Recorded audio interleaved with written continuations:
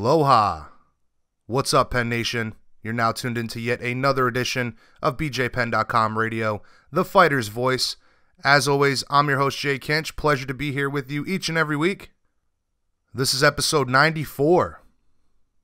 Slowly but surely creeping up to that 100 mark. And we've got another solid show for you guys. 3 awesome guests, great conversations. But before we break down tonight's guest list, like I tell you guys every single week, you already know what's up. Your home for MMA news is BJPenn.com. Bookmark us, BJPenn.com/MMA news. Make sure you guys stay up to date on the sport that you love of mixed martial arts. Breaking news, viral videos, exclusive content, all the hot topics, you name it, we got it. One-stop shopping, all under one roof. We've got instructional technique videos, editorial content from some of the best writers in the business, and a whole lot more. BJPenn.com/MMA news. Make sure you guys follow us on social media, Twitter, Facebook, Instagram, Google+. Set up alerts, stay up to date. As I said, everything you crave from the sport you love, BJPenn.com, we have got you covered. Now, for this episode, as I said, 3 guests. We're going to kick things off with head coach and founder of the American Kickboxing Academy, Javier Mendez. We have a great conversation with him. Unfortunately, he can't really talk about the Khabib-Conor matchup until after the press conference on September 13th. However, we do discuss Cain Velasquez, DC, Luke Rockhold, and a whole lot more. First time having him on the show. It was a pleasure speaking with him. I think you guys will enjoy that one. Guy's been around the business for a long, long time, coached some of the best in the world, and that camp, quite frankly, AKA, has always brought us some of the best talent in the industry, in the business. World champion after world champion, and I have no doubt that will continue in the future.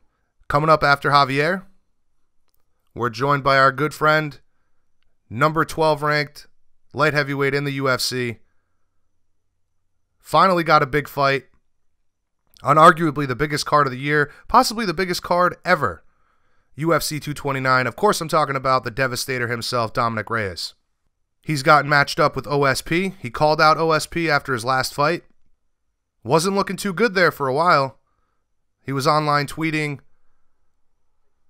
saying that the entire top 10 are supposed to be the baddest men on the planet, but yet none of them would take a fight with him. A few days later, the news gets announced that he will be competing against OSP at UFC 229 on the main card. This is a huge opportunity for Dom. Not only does he get to compete against the number 7th ranked guy in the world and continue to propel himself towards that title shot, but he's also given the biggest stage possible to highlight his skills, his abilities, and show the world what he's really all about. Always a great conversation with him. We had a lot of laughs, and believe it or not, we have a few minutes there we talk about Rick and Morty, so funny stuff. We get swifty with Dom. Great conversation. And finally, closing out this episode, we're joined by the number 3 ranked heavyweight in the UFC, recently slated to compete in a rematch against Francis Ngannou at UFC Fight Night, Beijing, later this year, November 24th. Of course, I'm talking about Curtis Razor Blaydes. We're going to discuss the matchup and what this opportunity at redemption means for him to get back that loss, controversial loss at that, TKO doctor stoppage. Obviously, Curtis wanted to continue. The doctor would not allow him to do so. So there is a big redemption factor here with this fight. But Curtis also made some news this week. Headlines everywhere, to be honest, as he went after Brock Lesnar, the legitimacy of the UFC to put him in a title fight coming off of a failed drug test. He's very upset about it. We're going to discuss that and a whole lot more. We'll also discuss a recent tweet he put out towards, for lack of a better word, shitty fans, and a whole lot more. Curtis Razor Blaydes closing out this show. Another solid episode. BJPenn.com Radio, the fighter's voice, episode 94. I'm your host, Jay Kinch. Let's kick things off with Javier Mendez. Penn Nation, please welcome to the show the head coach and founder of the American Kickboxing Academy in San Jose, Javier Mendez. Thanks for joining us today, Javier. How is life down in San Jose this afternoon, man? Thanks for having me on, Jason. Yeah, San Jose is beautiful right now. Nice weather. Well, I gotta say, I envy you, man. It's been very hot up here in the Northeast, incredible humidity as well. And it seems like every day in California, it's just perfect weather, right? Almost. Almost. More perfect days than not, that's for sure. Well, like I said, I certainly envy you. Being that it's the first time that we're having you on the show here, I figured we should start out with the gym itself, American Kickboxing Academy. AKA has been a powerhouse in the mixed martial arts community, widely regarded as one of the best camps in the business. You know, aside from having a room full of talent, what sets your team apart from the others in regards to grooming world champions, in your opinion? I don't really know, maybe luck, It's hard to say because, I'm never at other gyms, so I really can't compare myself to other people because I don't know what I'd be comparing myself to. I like to keep an honest, team type of environment, where every team member has a vote. Every team member has something to say that's valued. And we have talks all the time amongst the team. So maybe that's it, but I don't know because, like I said, I haven't been to other gyms. So maybe everybody does that. I know that we've been doing it for 15 plus years and not going to stop anytime soon, staying together as a group. Yeah, I feel like that's a recurring theme when I talk to athletes when they discuss their gym and the camaraderie and the brotherhood within the team. That seems to be a really important part to everybody growing together and maintaining that morale in the facility. Yeah, well, let me give you an example. Okay, let me give you an example. I'll give you two examples. Number one example, DC ends up fighting in Buffalo, right? He ends up having his fight there. He's on the way back. We're at the San Francisco airport. He gets a call from Dana White, and he says, hey, if he was interested in doing the Ultimate Fighter, 1, 2, doing it with Miocic, 3, and then 4, fighting Miocic at the end. And it was one of those deals where DC was like, wow, it's a great opportunity, but there's 2 people that I have to clear this with before I would even say yes. And us coaches were not an issue whatsoever for him because it would be all what's best for him. But his number one issue with his wife, his wife allowed him to be gone that long to film. That was one. The number two most important one was Cain. Will Cain be okay with it? So as long as those 2 guys, individuals said yes, he was going to go. So he did it for that reason and that reason only because Cain had his back and he had Cain's backing full support and his help in the training camp. That made a big difference in his accepting that fight. If Cain had said no, DC would not have taken that fight. I guarantee you, he would not have taken that fight. Another example was Luke Rockhold. If it wasn't for the fact that DC, even though Luke trained somewhere else, if it wasn't for the fact that DC is looking to retire, if it was not for that, we'd be in a situation here where Luke Rockhold wouldn't think about going up to 205. Right, so at the end of the day, it all really comes down to loyalty. Yeah, Luke Rockhold, the only reason why he'll go up to 205 is because DC's on his way out. If it wasn't for that, it won't happen. And Luke Rockhold, with that, even though Luke trains somewhere else, he's still with us. He's always going to be with us. So that being the case, it's another situation, that it's not going to happen. Yeah, Luke was something I wanted to get to here in a bit, but since you brought him up, we might as well get to it now. There was a lot of questions raised when it was announced that he would be training in South Florida, and he's been training across the country, more or less, getting different looks at different gyms. What happened there, in your opinion, and is he still part of AKA? It sounds to me like he is still part of the team and always will be.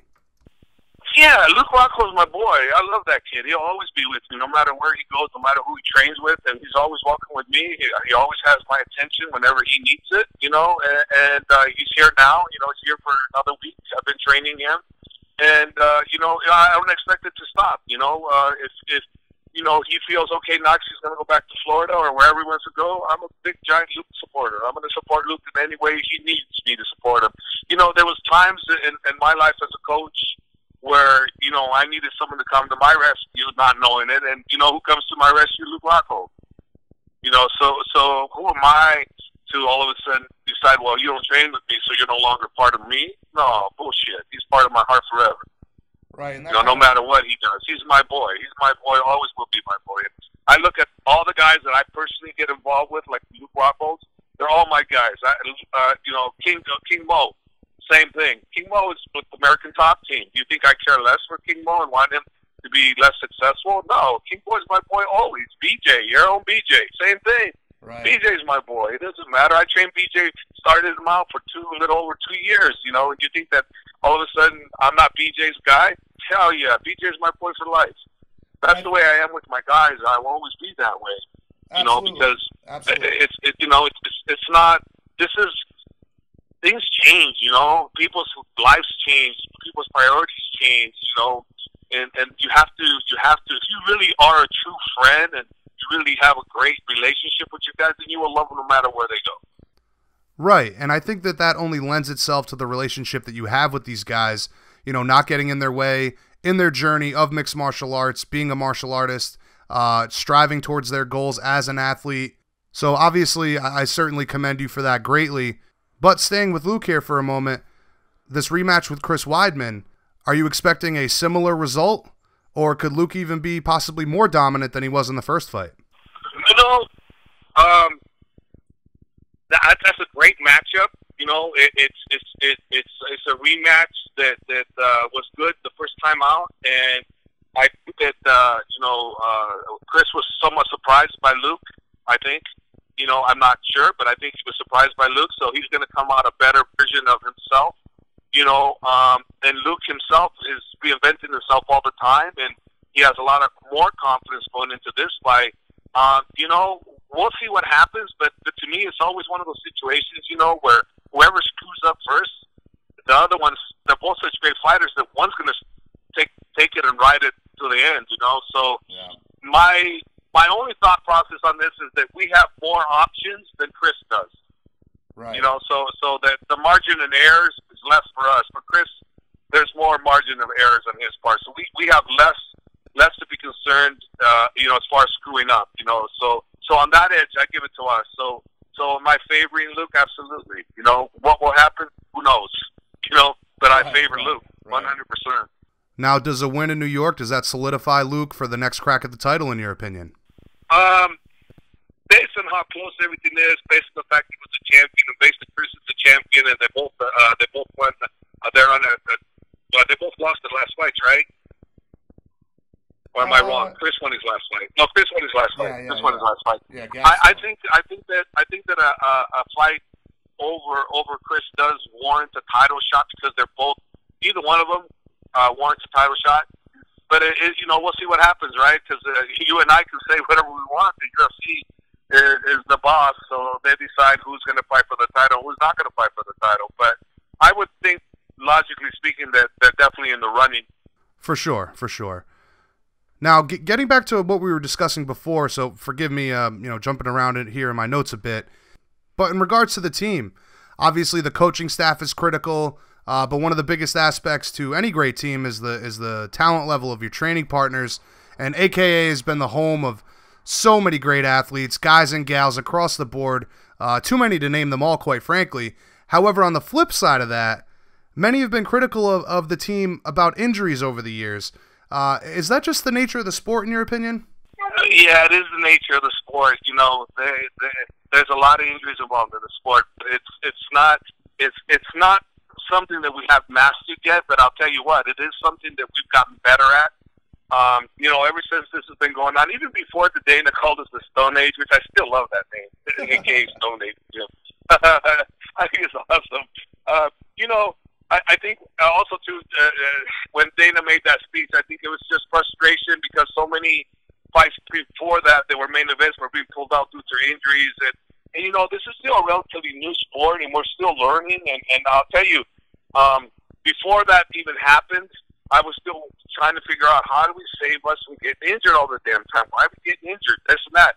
Well, little simple things, Jason, from having the guys talk to me when they don't want to spar, You know, they have issues with their girlfriend or their family. You know, they didn't get enough sleep, or they have a little injury. I want them to point it out to me. I want them to tell me what's going on. So this way, I'll say, okay, you're just boxing today, or okay, you're not sparring today. You know, and it's been, you know, let me tell you something. Our injury rate has dropped almost over 50%. Yeah, for sure, man. You're absolutely correct. You can see in recent history it hasn't been as much of an issue. But from my perspective, I've always felt like when you have a room full of killers like you have, everybody wants to be a champion, everybody's got that drive, they're going hard in the gym, it's just the nature of the beast, right? Well, it's the nature of the beast. Well, let me give you another example. Blagoy Ivanov, right? He came to me. I took him on to start training, being his head coach for the Junior Dos Santos fight, right? So, you know, here we are in a tough situation. I went, damn it. Okay, fine. So I said, this is what you need to do. I need you running 5-6 days a week. What? 5 days? Yes. I need you doing cardio 6 days a week. He goes, okay, coach. So next, you know, 2 weeks into this whole thing, the poor guy rips his meniscus running on the street. Oof. You know, he ripped his meniscus in 2 spots. Now he's going into the fight with Junior Dos Santos with a torn meniscus in 2 spots. And now guess what? All he can really do is box. Now, what the hell? I've been here before. I went, son of a bitch. Right. So I told him to cancel the fight, tell the UFC, cancel the fight. So he had already scheduled surgery. He was canceling the fight. But over the weekend, he just felt like, nope, I'm going to fight. And that's what fighters do. They fight injured. He's not the only example. There's tons of examples that go out there. So Absolutely. He decided he wanted to take the fight. And he went through the fight. It didn't go his way. And, you know, even if he'd have been 100% healthy, you know, who knows how the fight would have gone, because Junior Dos Santos is a great fighter, you know. So I'm just saying in regards to injuries that they don't always happen in the gym either. You know, they help him elsewhere. Yeah, and in this case, he did it running. Yeah, that is absolutely true. And not only do the promoters and the fans not understand the battles in the gym that these guys go through on the day-to-day, but 9 out of 10 times these athletes are going into these fights injured. And I think that's something that nobody's really taking into consideration. Yeah, they won't mention it because they did the money, and then they won't go in preparation. And I mean, I'll give you another one. Mowgli Benitez, you know, he scheduled the fight Andre Fili, and he was injured, right? He was injured. He couldn't do nothing, and I pleaded with him to cancel the fight. Please cancel the fight. But he needed the money. He needed the money. He could not cancel the fight, so he had no sparring, 0 sparring. He was injured going into the fight. His confidence was down to the dumps. And now you find Andre Fili, for God's sake. Come on. I mean, I knew that kid was really special. Right. So I just said, please cancel the fight. No. He took the fight anyways. What happens? Boom. Taken care of. You know? So those are the things, unknown things that fans don't know, they don't understand, and they don't care to hear either, because all they care about is, come fight time, you know, you either win or you don't. You know, and that's what I tell my guys. Look, I go, fans don't give a shit whether you're injured or not injured when you fight. They just see the winner. The promoter just cares about who's the winner.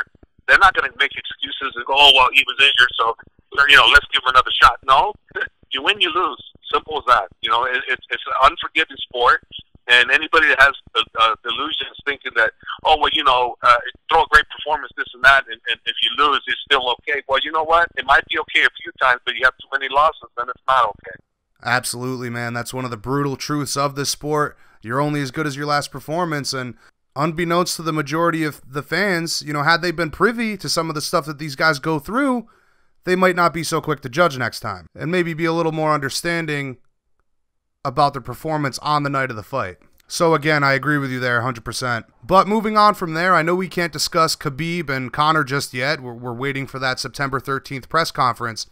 But obviously, there's plenty to discuss about Daniel Cormier, arguably the greatest of all time after winning the heavyweight title. I know there's news that he had been knocking out training partners in the lead up to the fight with Stipe. Considering that and all of his previous success at heavyweight, do you think that this weight class is where Daniel performs his best? Absolutely. He doesn't have to worry about the weight cut. He walks around 240, 245 pounds naturally. You know, and he can eat whatever the hell he wants. Right. Yeah, this has always been great for him. You got to remember, his love for Cain was that much that rather than fight Cain, he dropped to light heavyweight. It wasn't that he had to drop to light heavyweight. It was because he would never fight Cain under any conditions. That's how much of a bond these guys have. You know, so here's a guy willing to put his body through hell to make the weight, because you got to remember, man, it's not easy for DC to make that weight. He likes his food. You know, he likes his chicken, you know, and he loves that stuff. So it's not an easy thing for him to do, but his love for Cain, you know, made it that much easier for him to do it. You know, that's the kind of relationship these guys have. And same thing with Luke Rockhold, you know, and Habib. They're all so tied in together. And Josh Thompson, all, you know, John Fish. I can name on and on and on about these guys and how close. Yeah, DC is definitely the unofficial spokesman for Popeye's Chicken, that's for sure. Oh, yeah. But listen, there's been a lot of talk about what's next for him and what weight he'll compete at. DC has said that he plans to defend the title before fighting Brock. But aside from the looming return of Jon Jones, what matchups at light heavyweight interest you guys most? At light heavyweight, none. So whoever DC wants to fight, this is who he's going to fight at light heavyweight. Then he'll fight Brock Lesnar, and that'll be it. You know, hopefully everything will go according to plan. And you know, only DC knows what DC's going to do. But from what I know, that's it. That's his final farewell song. But you know, we'll see, right? I mean, anything's possible. But so far DC's done the vast majority of the things that he said he wanted to do. So after Brock, if he 100% is sincere, which I don't think he's not sincere, I think he's going to call it quits. Yeah, and once you consider everything that he's already accomplished, what better way to ride off into the sunset than a big win over Brock Lesnar and a huge payday? Yeah, and you know, the thing is, you know, it's like for me, he's the GOAT. And the reason why I say he's the GOAT, because he's done 2 divisions. He just didn't do one fight, then moved on. You know, he's fought, 13, 14 heavyweight fights, and he's dominated, never lost a round as a heavyweight, you know, and as a light heavyweight, the only 2 blemishes are against, you know who it is, you know, and you know, and he's looking to defend his title. Who's done that? Yeah. I can't think of one person that's done that. I can think of other people that maybe have a bigger, huger following. But you know what's happening for DC? Everybody's realizing what a beautiful person he is, what a heart of gold he has, how much he gives back to the community, what a great spokesperson this guy is. That a lot of people are starting to jump on him as the real deal. You know, this is the guy that I want my son to be like. This is the coach that I want my son to be wrestling under. I mean, that's people are starting to recognize what a true, beautiful person he is. Yeah, true. Well, we all know, his coaches all know that, but now people are starting to realize what a beautiful person he is. Yeah, man. I mean, Daniel is certainly an exemplary role model in this sport. I could not agree with you more there. But, you know, since we're talking about Jon Jones, does that third fight with Jones, does that need to happen before Daniel is done, in your opinion? Especially given all the questions about Jon's career following the failed drug test. For me, he doesn't ever need to fight him. It's one of those things that it is what it is, you know. Unfortunately for Jones, he's got 2 things that are going against him that forever will haunt him, you know. But that's his doing or not his doing. It doesn't matter to me. What matters to me is, you know, it is what it is. And Daniel, if Daniel feels he needs to have another one with him, then that's on Daniel, and I'll back him 100%. You know, I'm going to always be on my fighter's side, so whatever my fighter wants to do, I'm going to be with him. But right now, as far as I know, DC's planning one light heavyweight title defense, and then Brock Lesnar, and then calling it quits. Now, if he decides that there's a third fight looming with Jones somewhere down the line, that's between DC and the UFC, you know. But whatever he decides, if that is the case, then I will be 100% behind him, and I would want it for him because that's what he wants. But if he doesn't want it, I don't want it either. Right. I just feel like it's one of those fights that maybe in regards to legacy should happen. But I agree with you, man. Daniel has certainly earned the right to do whatever he pleases on the tail end of his career, for sure. And however he decides to go forward with that, everybody should respect it. But in regards to the fight with Brock Lesnar, obviously a fight that Daniel's very excited for, big money fight, but there's also a lot of backlash as to the legitimacy of the fight and the sport, how undeserving Brock is of a title shot. What's your response to all that? Well, let me give you an example. Undeserving. All right. You know, I have an Instagram page, aka Hob at Instagram.com, right? Okay, if people look at my my Instagram, you'll see I have so many followers. I don't have that many followers, right? So I'm there when DC and Brock are going through their spiel. You know, so DC's calling up Brock. Brock comes in, does his WWE performance, which I thought was pretty good. And I'm laughing my head off. Then all of a sudden I realized, damn, why didn't I film this? Like, this is pretty cool. So I film it. Okay? I started filming part of it when Brock Lesnar goes, DC, you motherfucker. You know, I filmed that part, right? So I put it on my Instagram. Jason, dude, I had 50-something thousand followers. I have over 500,000 views on that on my Instagram. Give me an effing break. Wow. So if you're telling me that fight don't deserve to happen, well, who's those 500,000 plus viewers that are watching this that want to see that? Okay, don't go telling me it doesn't deserve it. If you're talking by point system, this and that, well, you know what? As far as I remember and can recall, boxing, MMA, fighting sports, it's never been run like a legit pro NFL, pro baseball, even collegiate football, where number one always fights number two. It's never been that way. It's always been what people want to see. For God's sake, Conor McGregor fought Floyd Mayweather. What fucking guaranteed him that he was deserving of that fight? And right. If you were to say you shouldn't have never fought, well, then the 4-point-something million viewers that wanted to see it think it was great. You know what I mean? Right. And at the end of the day, it is called prize fighting for a reason. It's a prize fight. People put eyeballs to the seats, bro. And guess what? That Conor and Mayweather did. So who's to say? You're a promoter. I used to be a promoter. If you're telling me, hey, do the right thing and do this promotion, and you potentially could lose $20,000, or do this fight here, it's not the right one, but you potentially make $1 million. Oh, gee, let me see. Oh no, I'm gonna lose $20,000. Yeah, right. Who in their right mind would do that? Unless they regulate it and make it official, and the fans are gonna come see number one and number two, because that's what they're going to pay for, then fantastic. Let's get that done. But until that day happens, whoever gets the most eyeballs to that screen is who's going to win, because the promoter needs to make money. They're not there for charity. They're there to make a living. They're there to make their bills. The UFC bought that goddamn thing for $4-point-something billion. They got a lot of money to pay each month on that interest only, bro. So don't tell them that they're screwing up the system. They're making the system great. They've done a great job. They helped so many people like myself and other organizations make a living. So to me, I'm pro everything they've been doing, and I'm pro everything Bellator is doing. I'm pro everybody. You know, as long as these guys are all successful, it makes us all successful. So, you know, people put on the fights that people want to see. You know, no promoter is going to want to put somebody on that's not going to draw for them. I mean, that's one of the reasons why Demetrius, they had a hard time with him at the beginning, put him as a main event, because he would draw 100 to maybe minimum 200,000 pay-per-view buys. Well, how the hell are they going to make money off of that? You know, whereas now, because he had a great fight with Henry Cejudo, now a repeat of that one, that's going to do pretty well for the first time. But before that, it didn't make anything. So obviously, you know, they're going to do things the right way, but other things, they got to make money too. Yeah, I agree with what you're saying. At the end of the day, it is a business. And while I do understand the other side of it, you know, the argument for legitimacy, at the end of the day, these fighters want to fight for the largest check possible, the biggest payday possible. And like we just said, this is prize fighting. They certainly deserve to do just that. So, but listen, though, Javier, man, I know we said about 20 minutes. We went a little bit over so far. How are you doing on time? I've got maybe 5 or 6 more questions. I'm fine.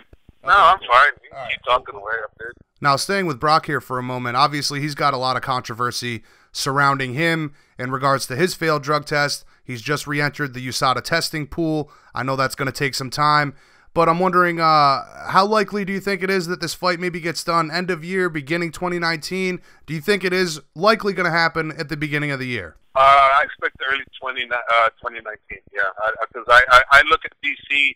DC has stated that he wants to fight one light heavyweight title defense and then fight Brock. And DC's never told me something that doesn't actually happen, so I'm assuming that's what's going to happen. So, and then I was told that, if I'm not mistaken, that Brock is clear after January because he's in the testing pool now. So, you know, him being clear then the fight will be ready to go. So that's what I'm assuming is going to happen.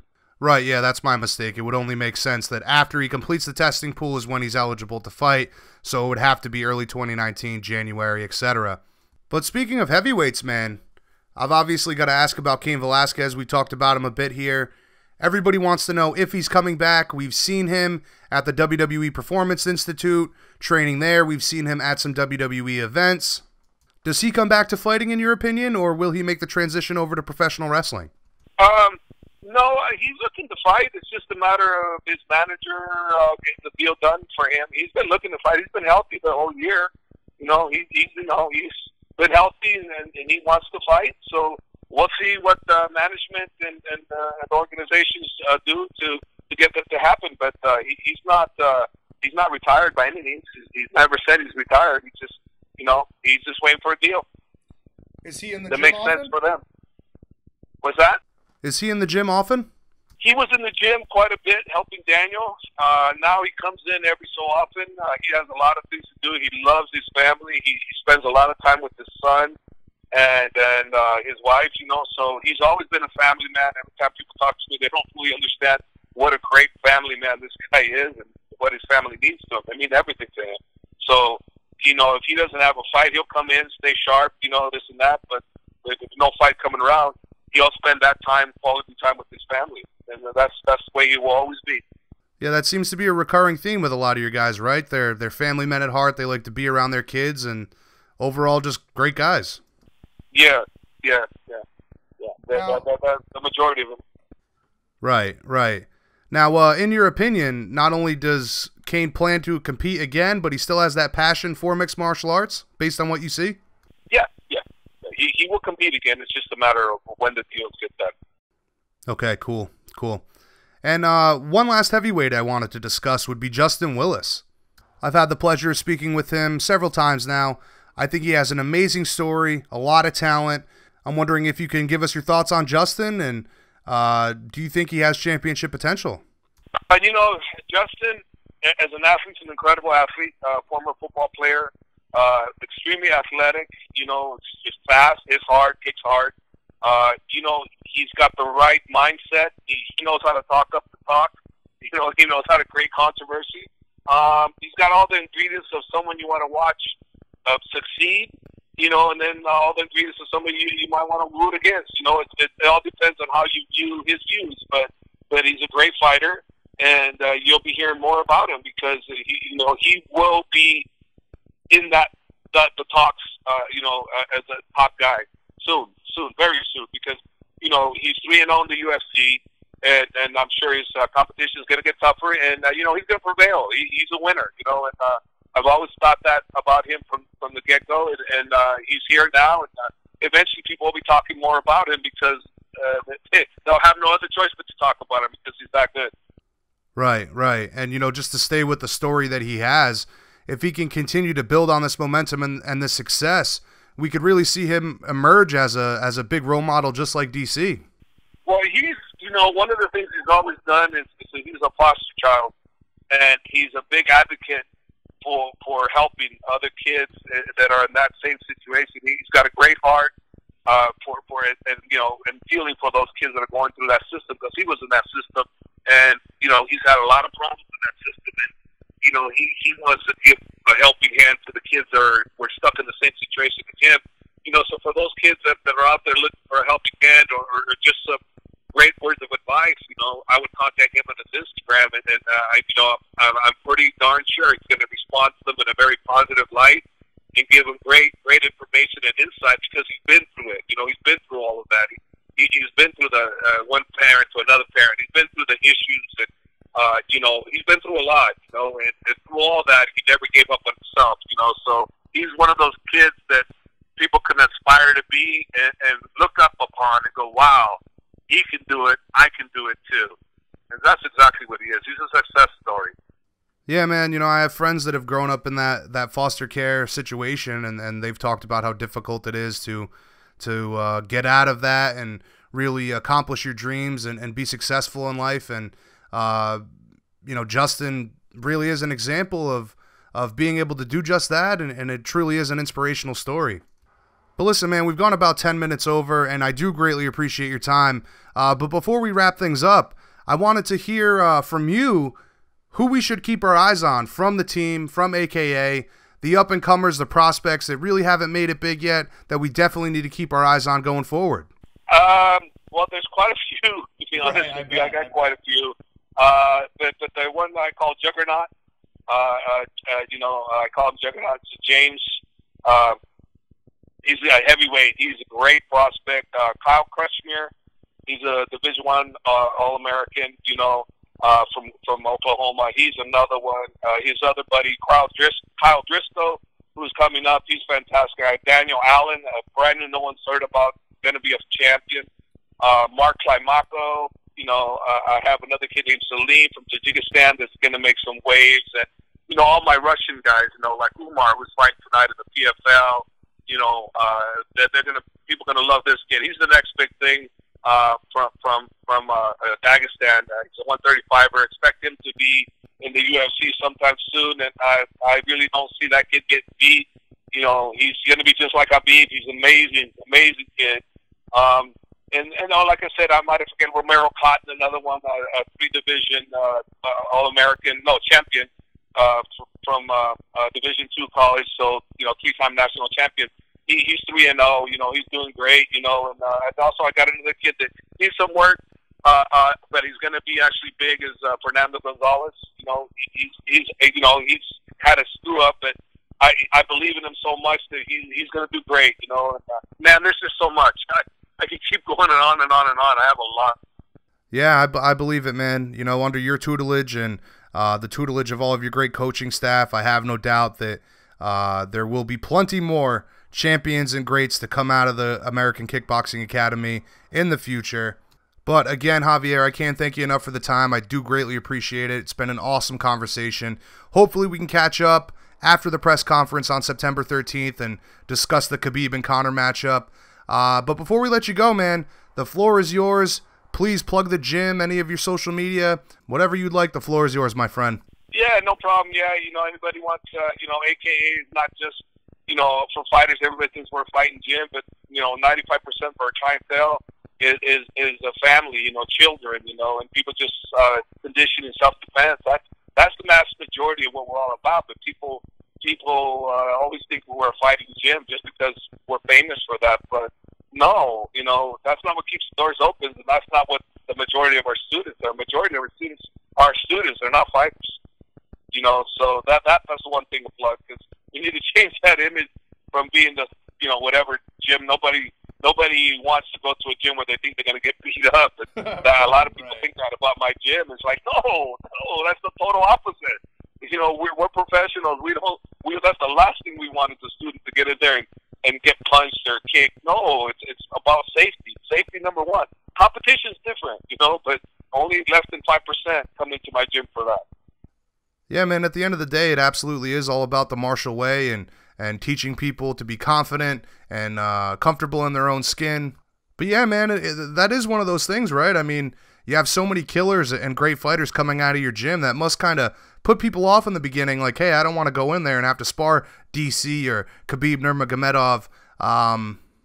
But at the end of the day, the team is a family. Anybody walking in there is going to feel comfortable, and you're willing to train them and make them a better person.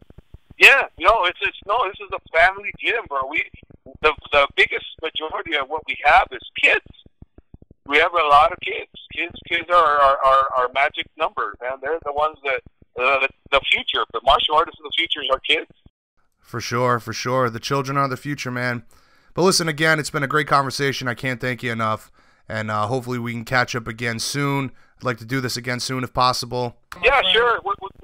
Go ahead. We could talk after September 13th. I can talk to you about the Habib thing, but right now, no media on him until after the press conference. Yeah, no, like I said earlier, man, and when we were setting up this call, I totally respect that. It also goes back to the loyalty that you have towards your athletes and their management, so I totally respect it and give you a ton of credit for it, man. I know we went pretty far over what we originally anticipated, but thank you again. I hope you enjoyed the conversation as well. I have a big mouth. I keep talking. I run the mouth all the time. I'm the same way, brother. All right, buddy. Thanks, Jason. All right, you have a good one, man. Later. All right, there you have it. Javier Mendez, head coach and founder of the American Kickboxing Academy. Can't thank him enough. First time speaking with him, as I said before. The guy's been around the sport for a very long time and groomed some of the best athletes we've seen in mixed martial arts to their championship reign. And I have no doubt there will be many more to come. So you heard the update. Cain Velasquez will compete again. Luke Rockhold is still part of AKA. And DC is going to do exactly what he wants to do, and rightfully so. But let's keep it moving, guys. Coming up next, BJPenn.com radio, the fighter's voice. Number 12 ranked light heavyweight in the UFC. Set to take on Ovince St. Preux at UFC 229 in Las Vegas in October. This man likes to get swifty. The Devastator himself, Dominick Reyes. All right, guys and gals, please welcome back to BJPenn.com radio, the number 12 ranked light heavyweight in the UFC, and someone that I personally believe is destined to be a future champion, the Cobra Kai ninja himself, Dominick Reyes. What's going on, Dominick? How's your summer been going so far, man? What's up, man? Summer is fantastic. It's been a lot of fun little adventures, so I'm happy with it. Yeah, good. You know, I was going to say, I know you're always in the gym, so there's no question that you're, probably not taking any time off away from training, but, have you had a chance to do anything fun the past month? And if so, enjoying the fruits of your labor, if you will. Yeah, I actually have. I went to Jackson Hole, Wyoming, and I wrestled a steer. That was pretty crazy. What? Yeah, grabbing a bull by the horns. That was pretty cool. What was that about? Was that like for charity or something? Or you go to pay people money to wrestle a bull? That sounds pretty nuts, man. It was just an opportunity that presented itself. I was there doing a seminar, and they took us to the rodeo, and they're like, "Hey, do you guys want to grab the bull by the horns?" I was like, "Shoot, might as well."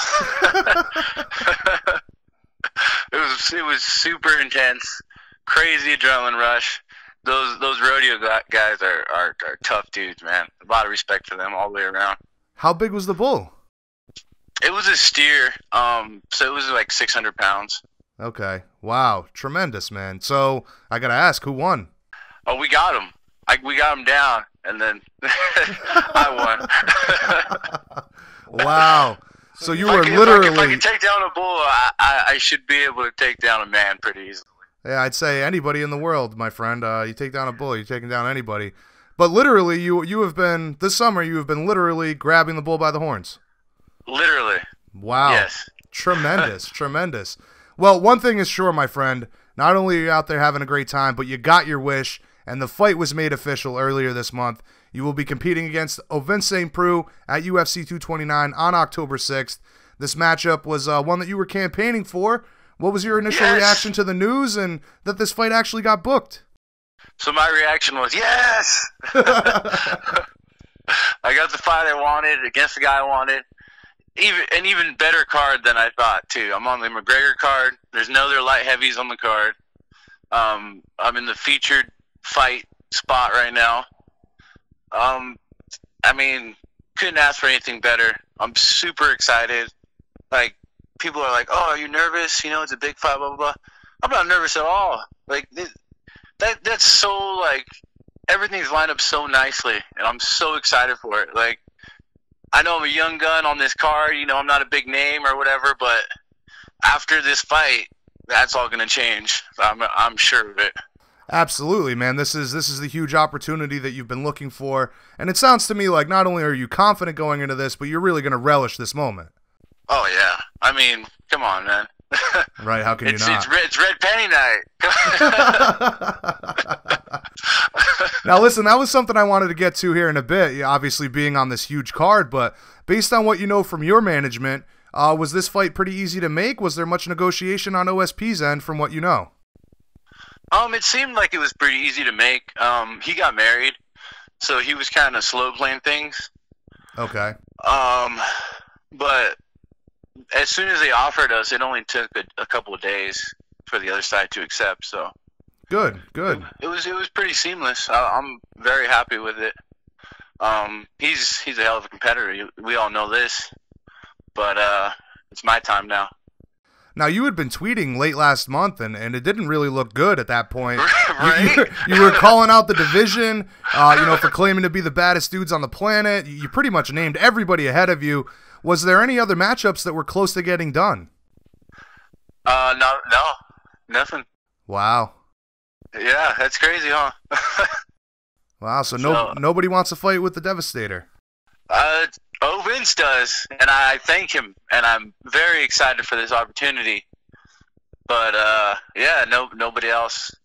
I think Jordan Johnson ended up dropping 85s. Right. Wow. He ran out of the weight class when you called him out. Yeah, I think so. I don't know. I don't know, man. I'm just super excited. Like, every day I train is like, usually training's like, it gets a kind of a drag a little bit. But like, every day I show up, I'm just like, oh my God, this is gonna be so fun. Like this like, work, training is work, you know. Training is the work part of it. The fight is that's the party. That's the fun part. Like, the heck. Right. Oh, man. Last time we spoke, I believe you talked about, you know, looking to prove yourself against a wrestler like this, right? Yes. Well, Vince is a heck of a grappler. I mean, his pressures are pretty good. He gets some pretty crazy chokes, like the Von Flue, which is, yep, like, you shouldn't be getting that, but he does. So that's cool. I mean, I like this matchup a lot. I really, really do. And it's going to be an exciting fight. The fans are going to be excited. You know, the matchmakers are going to be happy they put us on this card. Everybody's going to be happy. It's going to be good. Yeah, I was going to say, man, you know, he's shown not only some unique striking and a very solid ground game, as you mentioned, but he's known for that Von Flue choke. I mean, that's incredible. But, however, on the other side of that, I'm sure that you're very confident that you'll be able to outmatch him in every aspect of the fight. Oh, yeah. Yeah, ain't going to be no Von Flue choke here. No Von Fluke. Come on, man. Right. I learned that defense when it was like the first submission I learned, because light heavyweights like to hold on to the head on the takedown. And it's like, you don't have position, you don't have anything, but you're just trying to hold on. And then you get choked. Right. It was day one for you getting out of that one. Yeah, that's day one stuff, man. Come on. Listen, so tell me, man, you've touched on this earlier, but how fucking pumped are you to be put on this UFC 229 card? Holy shit, did you make out with this one, man? Holy shit is right, dude. Holy shit. Man. So excited. Like, I can't even, it's hard to put into words how big this is and how exciting this is for me. I mean, I've waited my whole life to get on this stage. Finally here. Everything's lining up. I'm happy. I'm healthy. I'm young. You know, there's so many positive things coming into this. I mean, I do acknowledge that it is a fight and anything could happen, you know. You have to acknowledge the devil, you know. It is what it is. For sure. But that's the least of my concerns, man. I go out there and fight my fight and be me. It's going to be a hell of a night. Now, there is no debate at this point. You said you are the featured bout. You're going to be on the main card. There's no question about that. Yes. Awesome. How special is it going to be for you to compete on what might possibly be the biggest pay-per-view event in the history of the sport? We're making history. Right. We're out here making history, man. Every fight is another milestone, and this is just a natural progression. You know, things keep getting a little bigger and a little bigger and a little bigger until I'm headlining, until I'm fighting for the title. You know what I mean? So this is just another step in that progression, you know, being around the big media, being around, you know, the circus, as you will, and, you know, really enjoying it and seeing it from a different perspective, not being really I'm not sure if I'm going to be the focus. You know, I'm probably not going to be. I understand that. But being in that environment is, I mean, great experience for me. Yeah, big-time learning experience and an opportunity for you to maybe hone some of those promotional skills that you'll need later on in your career, right? Yeah, and then I could see the man, you know, the master do it live. I get to see Conor do it all live. Yeah. You know, he's the gold platinum standard for this, all this. So, but I do have a challenge for. I have a challenge for Conor though. Oh, really? What's that? Yeah, I want to see who has the best left. Okay. That night, I want to see who comes out with the best left. Now, it's interesting you say that because I've talked with Dwayne Ludwig extensively on Conor's pull cross. You know, that sneak left he has really is like Muhammad Ali-esque. Like it is brilliant stuff. So you're saying that you have a better pull cross, you have a better left hand than Conor McGregor does? Well, we'll see. That's what I want to see. All right. Awesome, man. You heard it here first, bjpenn.com radio. Awesome. Yeah. I mean, let's do it. And what a better guy to challenge, right? You get your name out there. I mean, you shoot for the top. He's the best southpaw striker in the game right now. For sure. There's not really a debate about that. But I'm here to challenge that. Awesome. I love it, man. I love it. Now, we're talking a bit about the promotion here. Obviously, you're calling him the gold standard, the platinum standard. Are you planning to get in on some of this drama that's guaranteed to go down in the lead up to this fight? You know, could we maybe see you bring some hype on this one yourself, or are you just content to sit back and enjoy the build-up? We'll see how it goes. I'm content to sit back and enjoy it. But we'll see. I have no animosity towards OSP. I mean, I think he's a great, guy outside of the ring. So, but in the ring, yeah, we ain't friends. We ain't no friends. I'm there to cause as much damage as possible. Yeah, you got to flip that switch, man. Yes, sir. Now, go ahead. And the whole, I'm not trying to, be an extra distraction for Conor or whatever. I'm saying it out of pure respect and as a martial artist. Let's see. Yeah, gentleman's bet. Yeah, exactly. No, I dig it, man. I dig it. That'll be a great headline, man, for sure. But speaking of Conor and Khabib, who are you picking for the fight? Honest opinion based on your expertise. Okay, so we all see it going one of two ways. Or, Conor either knocks him out or Khabib mauls him. That's kind of what we're thinking, right? But I'm also thinking that maybe Conor's his knowledge of range and his awareness in space, I think might get him the win in this fight. Khabib just kind of rushes in sometimes. Yep. His hands aren't the best. We know this. He showed a questionable chin against Al. He got stunned a little bit off of kind of a weird hit. So I'm going to go with Conor. I think he's busting his ass, and I think he's working on that grappling defense. All he has to do is stop the takedown. It's a lot easier said than done. I'm sure, especially against Khabib, but I'm going to go with Conor based on awareness and knowledge of range. Yeah, man, it's interesting you say that. I've had conversations. Like, I try to keep my opinion off of this show because I'm not a cage fighter. I've never been in there 25 minutes, but I've had this conversation with friends that, everybody's immediately going for Khabib. He's going to maul him. And I'm like, guys, look at, like you just said, the range, the way he can calibrate distance and sneak that left hand in. I mean, and Khabib is constantly rushing in. I really think that that's going to play to Conor's advantage. And one thing I think Conor doesn't get enough credit for is you saw it in the Chad Mendez fight, in the Nate Diaz fight, the second one, I believe, or maybe even the first before he got choked. He does have a pretty good reversal. He can get out of like that guillotine position. He sweeps out of there pretty well. So he's going to be in there for the scramble. He has a ton of heart, and he's just learning. And he's very athletic. So I don't know. And he's pretty big for being 155. I'm going to say that too. For sure. So, I mean, I got Conor. We'll see, but I got Conor on this one. Yeah, and the 155 thing plays an interesting factor too, because you think of how much he was depleting himself to get to 145. You see the fight with Chad Mendez. It's probably going to be a different story when he's not depleting himself as much. So, for sure, a lot of factors going into it. People forget that he won the Max Holloway fight off of takedowns. Right. I saw that one live in Boston. Yeah, absolutely. Like the striking was pretty close. Max was kind of getting him on the beat, but then those takedowns sealed it for him. Yeah, for sure, man, for sure. Now, one hell of a co-main event as well. Anthony Pettis and Tony Ferguson, plus Derek Lewis and Alexander Volkov. Are you feeling like it might be difficult to get score the bonus on this fight card? Man, I don't know what I have to do to get a bonus.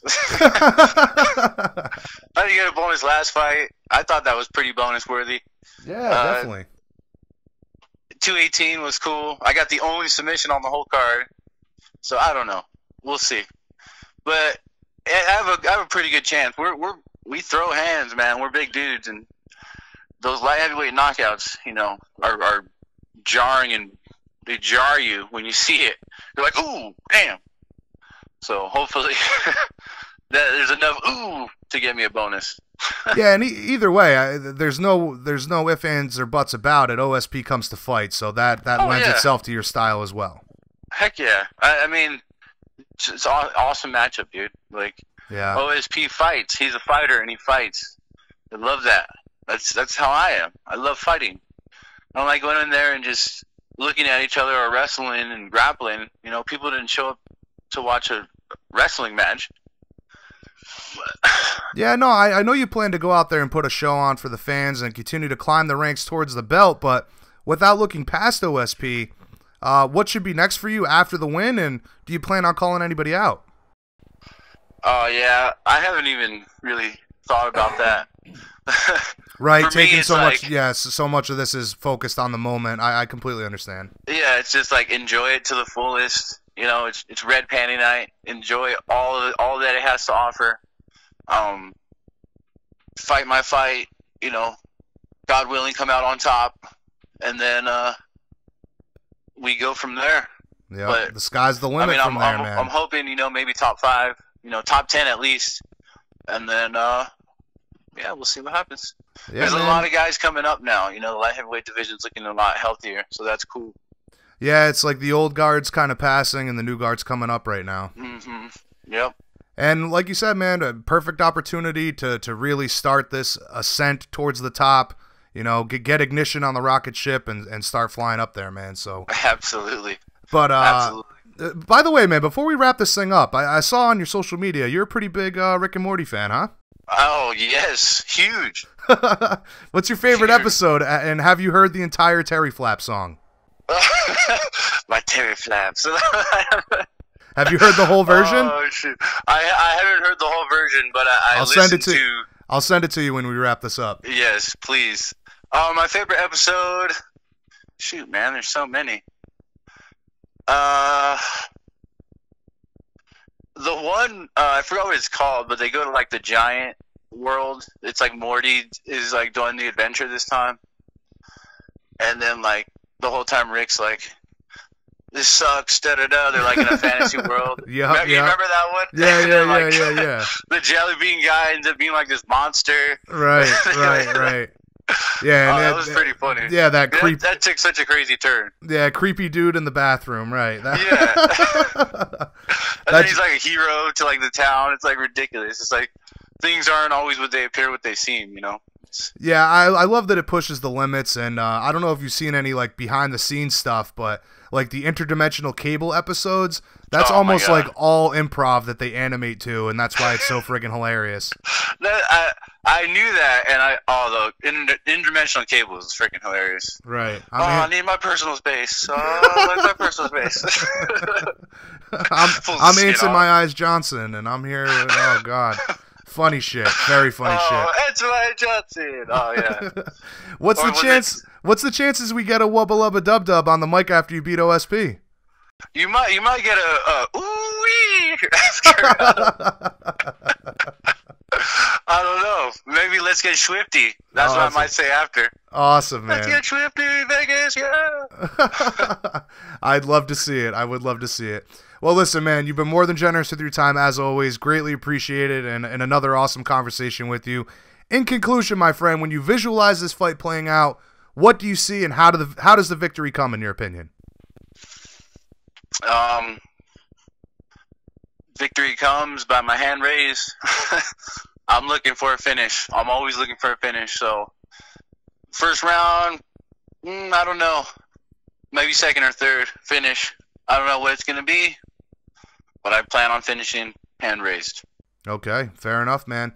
Any shout-outs or sponsor plugs before we let you go? Yeah, I want to shout out my family, always, you know. My team at Cobra Kai Never Die. Never die. Team Elevation, my boys over there.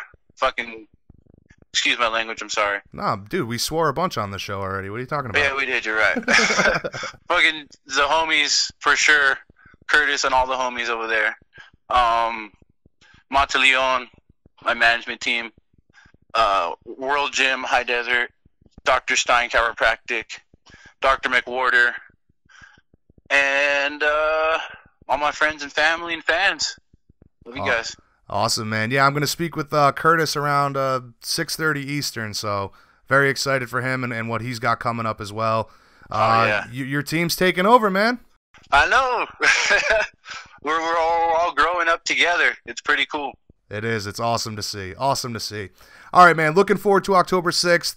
Very excited to see your continued success, and hopefully we can catch up again closer to fight week. You have a great training camp, my friend. Thank you, man. I'll be talking to you soon. All right, brother. Later. All right. Later. Ooh-wee. Dominick Reyes is a future champion.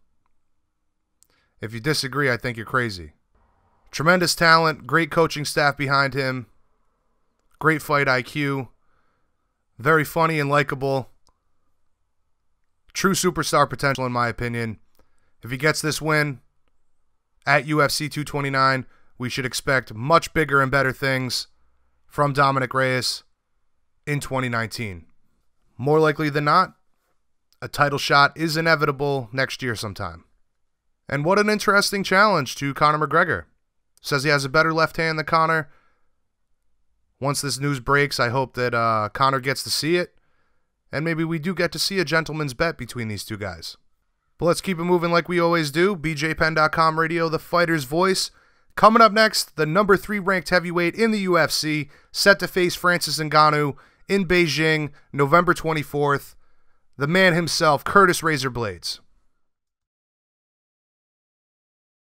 Penn Nation, please welcome back to the show the number 3 ranked heavyweight in the UFC and a man on a mission for a gold belt, the heavy-handed wrestling powerhouse himself, Curtis Razor Blaydes. Thanks for joining us today, Curtis. How has your summer been so far, man? It's been great, man. Had a baby, won a fight. It's been a good year. Really? When was the baby born? July 21st. Awesome. Boy or girl? It's a girl. Her name's Harley.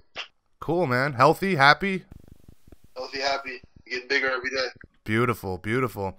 I've talked about this with a lot of athletes, but, it's kind of cliche, but it seems like everything changes for you when you finally have a child to provide for. Are you kind of feeling that right now?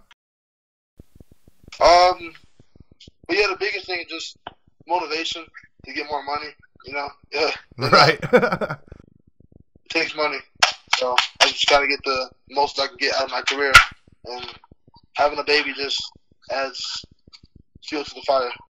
For sure, for sure. Definitely added motivation to not only achieve your dreams, but now you got to provide for yourself and your family. So, but, aside from having the child and, staying busy training, have you had a chance to enjoy yourself a bit between these training camps? Yeah, I mean, I'm not really big into going out or drinking or really. I've just been hanging out. Yeah, no, of course. I just mean it's summertime. You get a chance to, go on an adventure, and enjoy the vacation time. Yeah, I went out to Nebraska last week to watch the fights. I had a couple buddies on the card, Drew Dober and Corey Sanhagen. Cool.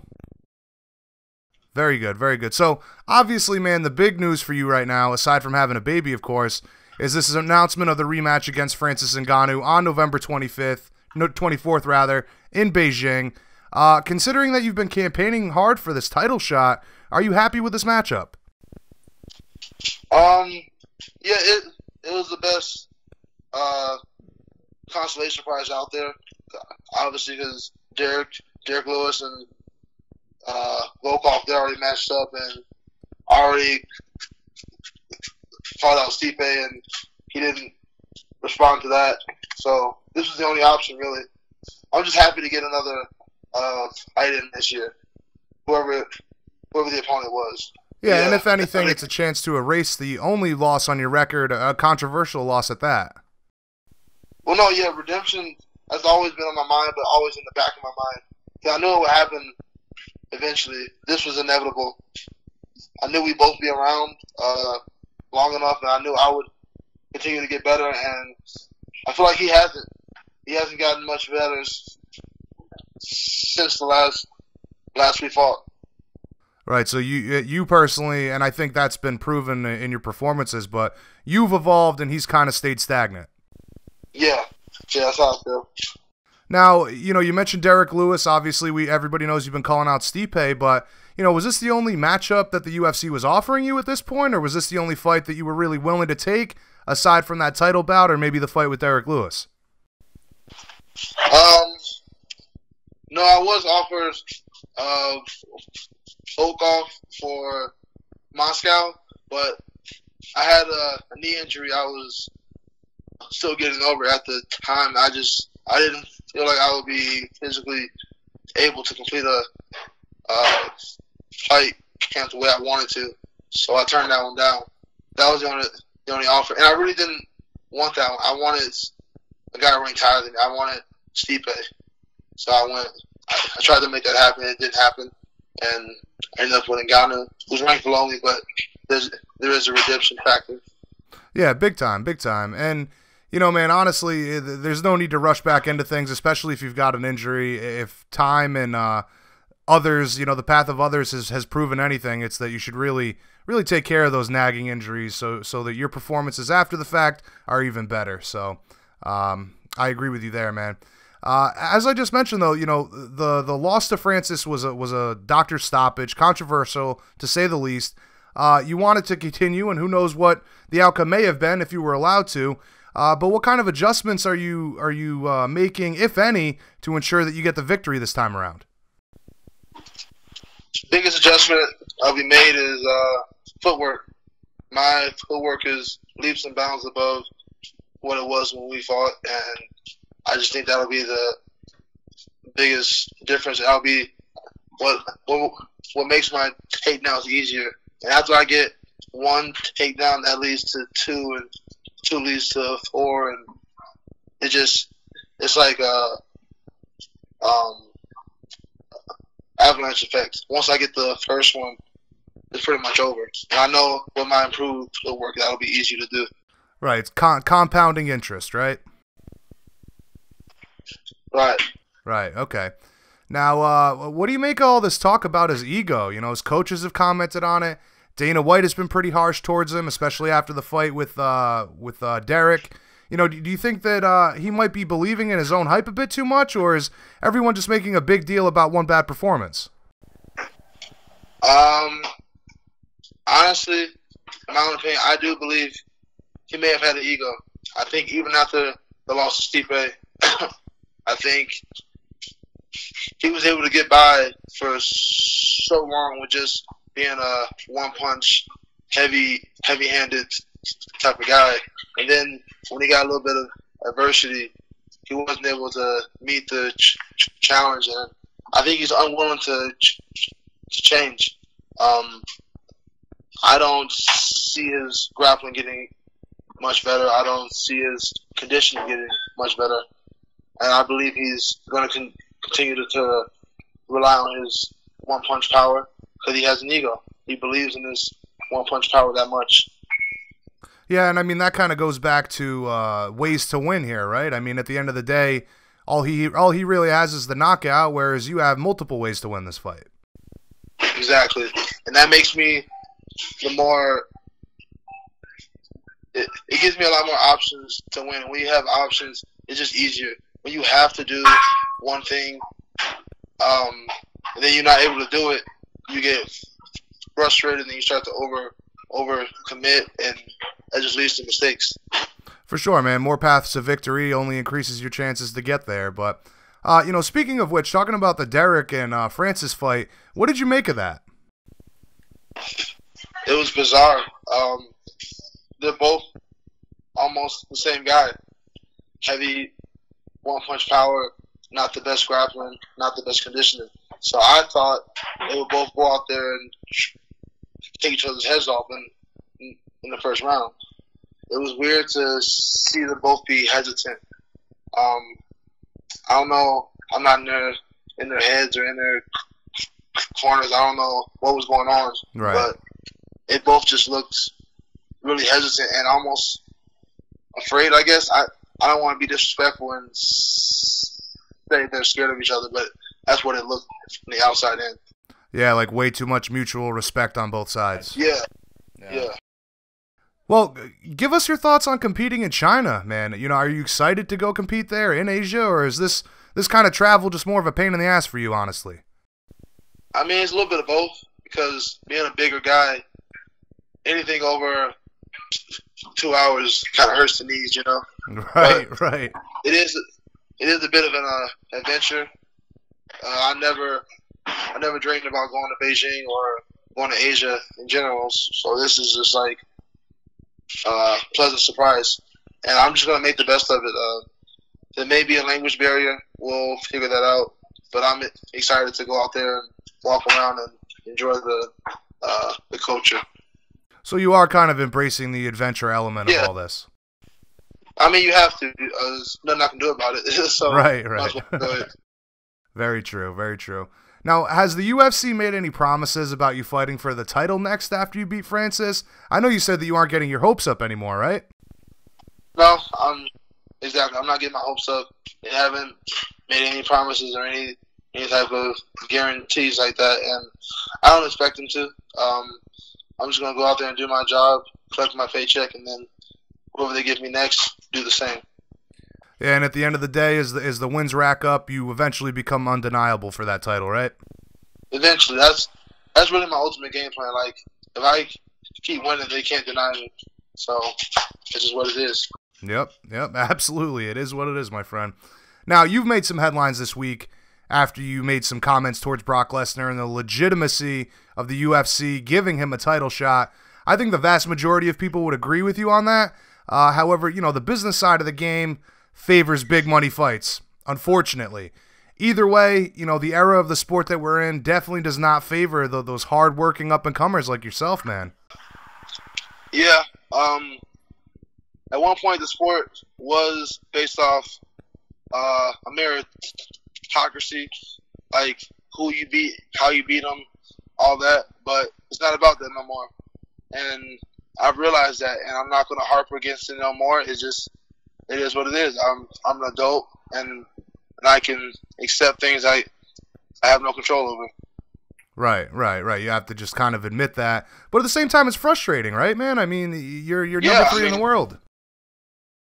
It is, but, I mean, I can't let that frustration, like, be my everything. I have to go to practice. I have to have a clear head. I have to enjoy life. I have a daughter. I can't be walking around with attitude all day. Right. My daughter's like, "What's wrong, Dad?" Like, I just have to be an adult.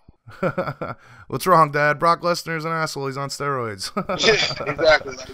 Now, speaking of which, man, considering that he failed that drug test when he fought Mark Hunt made a very big deal about that, and many agree with you about him using PEDs in his first UFC run, you know, back in the early 2000s. Have you lost any hope for the future of MMA, or is this money fight thing just a phase that we have to get through, in your opinion? No, I mean, it's not that I lost hope. I just, like I said, I've accepted what it is. But eventually, the belt will be mine, and once it's mine, they have to beat me to get it. So it doesn't matter who they give me. They can give me whoever they want to give me. If they want to give me Brock Lesnar and I have the belt, that's easy money. If they want to give me another random star, like a Greg Hardy or whatever, that's easy money. Once I have the belt, it doesn't matter. Now, DC has said that he plans to retire after the fight with Lesnar. Where does that leave the division, in your opinion? Would you be bummed out about never having the chance to challenge DC? I mean, yeah, I'd be a little bummed because I was on a bit of a streak of going against, like, legends. I enjoyed it. Getting to go against Mark Hunt, getting to go against Alex Overeem. I was like an experience I won't forget. Like going to Australia and being in Mark Hunt's hometown, and well, not his hometown, but his home country and being able to pull off a win, like that's special. And going against DC would have been just as special. Because in my opinion, he's also a legend. But once he retires, not to be disrespectful, but he won't be in my mind no more. Once he's gone, he's gone. I'm looking at who does the UFC want to give the opportunity for the interim title to? I'm hoping to be one of those guys.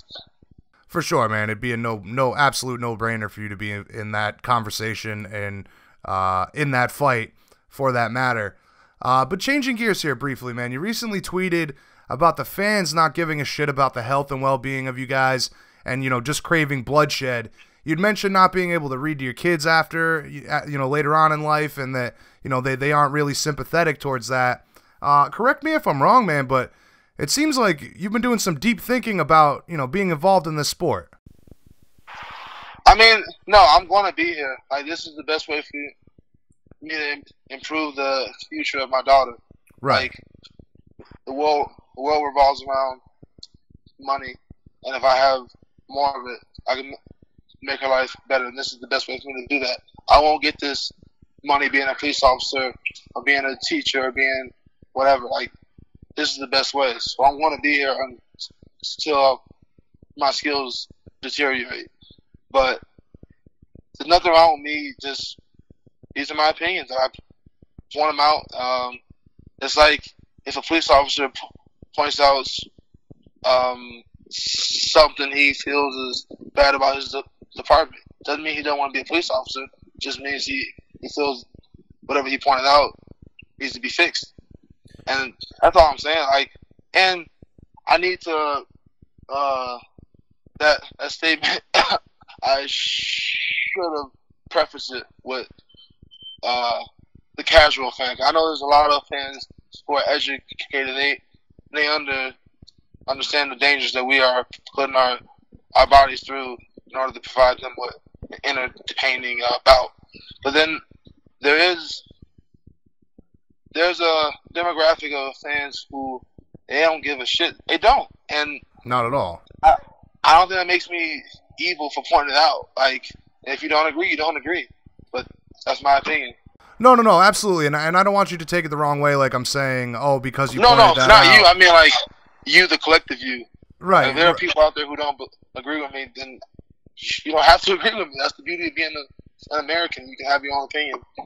Yeah, no. It's just like for me, I've always advocated for you guys and the fact that you put your health on the line for our entertainment, and I hope that one day things really can change for MMA and that you guys really get taken care of during and after fighting.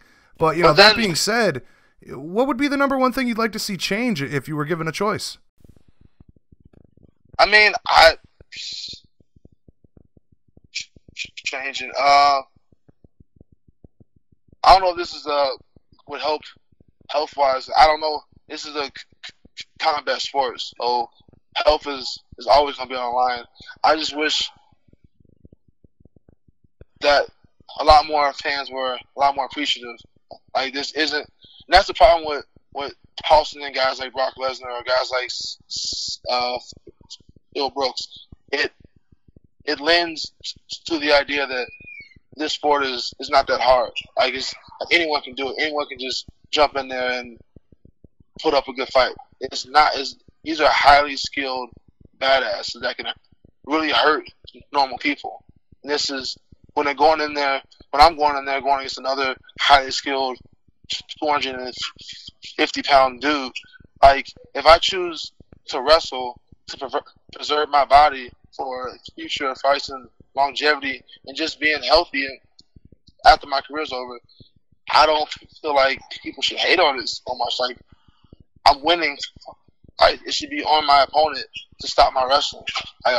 Why should I give them a pass for not know how to wrestle? Right, man. Just because you're fighting intelligently to prolong your career, the fans should recognize that and not give you shit about it. But you mentioned like casual fans, Phil Brooks, Brock Lesnar, and thinking that just anybody can do this. What do you make of this kid Logan Paul saying that he wants in the UFC? That's that's the world we live in now. This Right. is going to happen a lot more. He will not be the last. And I wish he were a heavyweight. I wouldn't mind an easy paycheck. After Ngannou, that'd be nice. Take on a YouTuber. Right. And, speaking of which, with this Brock situation, if you were offered the Brock fight, you would take it, right? Yeah, but it wouldn't be a fight. It would not be a fight. True. But again, man, just to kind of wrap up the segment in regards to the fans, any of them that say dumb shit like that, man, all you got to do is point to Gary Goodridge. So, yeah, I mean, in 10 years, we're going to see, hopefully they're doing observations, they're doing research on a lot of the veteran guys on the 90s and the early 2000s. yeah. I think we're going to see a lot of interesting reports. I agree. I hope we see a new direction for MMA eventually, man. But I mean, that's the sport that we sign up for. That's why we get paid a lot of money, because it's very dangerous. That's why we get paid to do it. True. I agree. Well, listen, man, you've been more than generous with your time. Just a couple more questions here for you. Getting back to November 24th in China, how early are you planning on going out there to adjust for the time difference? Probably like 11 to 12 days, just like Australia. Okay. And in regards to the fight itself, how do you visualize this rematch playing out? How does Razor Blaydes get his redemption on November 24th? I visualize myself doing exactly what Stipe did, except a little better. I'm a little heavier than he is. I think I'm a little stronger than he is. So I'm just going to use my wrestling, use my boxing. My boxing got much better. Use my high-lows, use my movement, and box him up, get the takedowns, and grind them out. And I'm looking to get the finish. Use that striking to set up those takedowns. Yeah. Cool, man. Well, you certainly carry that power, and I have no doubt that you could get the finish. As always, my friend, greatly appreciate the time. Always a pleasure speaking with you. I'm certainly looking forward to the fight. Hopefully we can catch up again as it draws near. Any shout-outs or anything you think we missed before we let you go? I'd like to give a shout-out to my striking coach, Vinny Lopez, my jiu-jitsu coach, and Team Elevation overall, just for all the hard work they've put into me collectively, and all the time and energy they've put into me. Yeah, man, it takes a village. People don't realize that. It takes a lot to bring a top-notch fighter like yourself to the precipice of the sport. So, no doubt, my friend. Listen, again, Curtis, thank you very much. We'll catch up again soon, my friend. You have a wonderful weekend, bro. You too. Have a good day. All right, buddy. Later. There you have it, Penn Nation. Another future champion, Curtis Razor Blaydes. Humble guy, talented guy, incredibly hardworking. And much like our previous guest, Dominick Reyes, superstar potential in my opinion. But that's going to do it for me, folks. Another great episode. Big thank you to all our guests, Javier Mendez, Dominick Reyes, and Curtis Razor Blaydes. BJPenn.com radio, the fighter's voice. I'm your host, Jay Kinch. It is a pleasure to be here with you each and every week. Make sure you guys tune in next week. Make sure you guys subscribe, like, and share this podcast. Also, make sure you guys follow us on social media, bjpenn.com, Facebook, Twitter, Instagram, Google+. Bookmark us, bjpenn.com/MMA news. Stay up to date on the sport that you love. On behalf of all of the fantastic and hardworking guys we have on Team Penn, I'm your host, Jay Kinch, signing out for another week. Mahalo, everybody. Peace out.